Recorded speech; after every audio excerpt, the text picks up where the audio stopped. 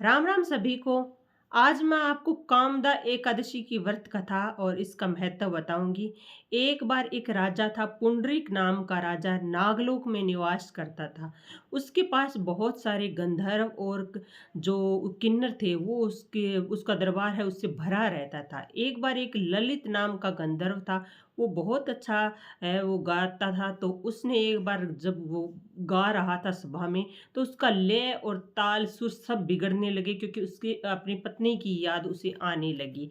इसी बीच एक करकट नाम के है उसने नाग ने ये बात राजा को बता दी। इस पर राजा बहुत ज़्यादा रुष्ट हो गए, उनको क्रोध आ गया कि तुम पत्नी की याद में इस तरह से कर रहे हो, तो जाओ तुम्हें मैं श्राप देता हूँ, तुम इसी तरह ये राक्षस योनि में हमेशा भटकते रहोगे।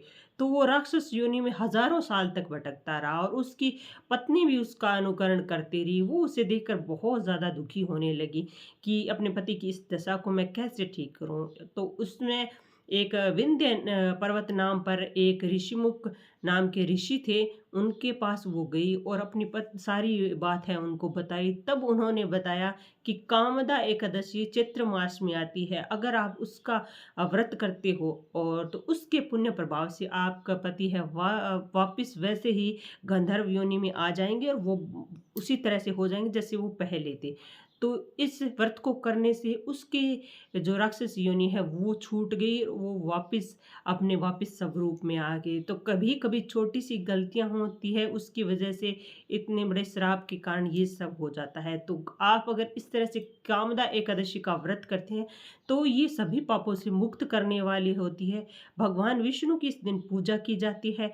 तो आप इस तरह से ये कहानी सुन सकते हैं। व्रत रखने के साथ-साथ आप इस कथा को सुनिए और पूर्ण श्रद्धा से इस व्रत को कीजिए। आपके सारे कष्ट और पाप है वो दूर हो जाएँगे।